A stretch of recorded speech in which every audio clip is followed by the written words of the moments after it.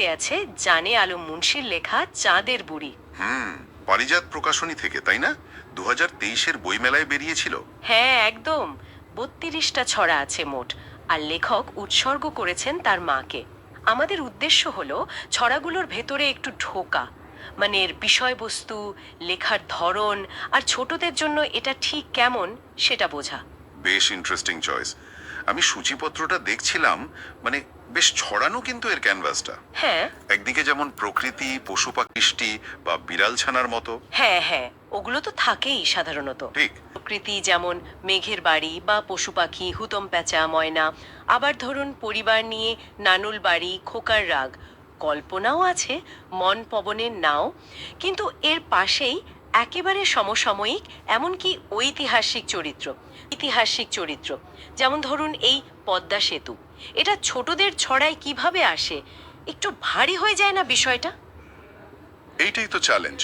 আর আমার মনে হয় এখানেই লেখক মুন্সিয়ানা দেখিয়েছেন, বিষয়টাকে উনি ভারী হতে দেননি। পদ্মা সেতু নিয়ে যে ছড়াটা, বা ধরুন একগুচ্ছ ভালোবাসা, যেখানে ওই ব্যঙ্গ বিদ্রুপের একটা জবাব আছে, হ্যাঁ, ওই ছড়াটার কথা বলছিলেন। সেখানে কিন্তু টেকনিক্যাল বা রাজনৈতিক কচকাচানি নেই, একদমই নেই। বরং সেতুটাকে একটা আবেগ, একটা ভালোবাসা, দেশের একটা অর্জন, এইভাবে তুলে ধরা হয়েছে, ভাষা ছোটদের মতো করে। আচ্ছা, দুটা খুব জরুরি এখানে।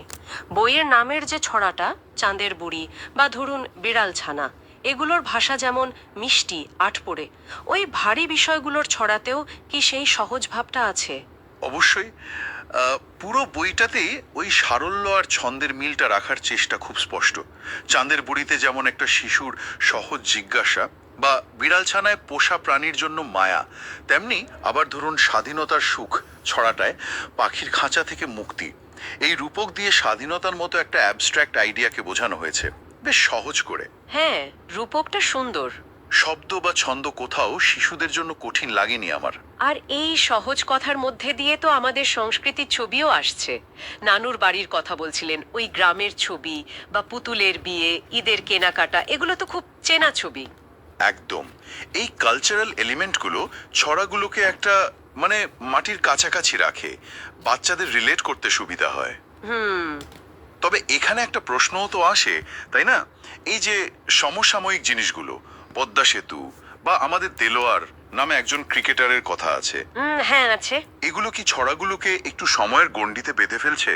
মানে ধরুন 10-20 বছর পর এই ছড়াগুলোর আবেদন একই থাকবে? এটা ভাবার মতো পয়েন্ট।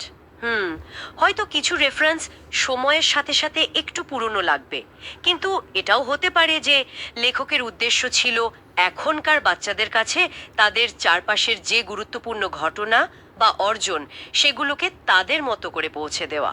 হ্যাঁ, হতে পারে। জাতীয় অর্জন বা একজন খেলোয়াড়ের সাফল্য, এগুলো তো বাচ্চাদের ইন্সপায়ারও করতে পারে। আর ওই যে একগুচ্ছ ভালোবাসাতে পদ্মা সেতু নিয়ে ব্যঙ্গ বিদ্রুপের বিরুদ্ধে দাঁড়িয়ে ওটাকে আবেগ আর ভালোবাসার প্রতীক করা, সেই মেসেজটা হয়তো সময়ের পরেও থেকে যাবে। সেটাই দেখা যাক। তবে সব মিলিয়ে চাঁদের বুড়ি আমার মনে হচ্ছে প্রচলিত শিশুতোষ ছড়ার যে গণ্ডি, সেটাকে একটু হলেও বাড়ানোর চেষ্টা করেছে।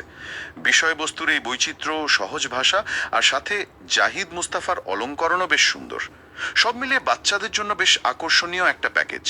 ঐতিহ্য আর আধুনিকতা দুটোকেই ধরার চেষ্টা। তাহলে এই ডিপ ডাইভ থেকে আমরা বলতে পারি, চাঁদের বুড়ি শুধু মন ভোলানো ছড়ার বই নয়, এটা আসলে ছোটদের ভাবনার জগতে নতুন কিছু উপাদান যোগ করার একটা চেষ্টা।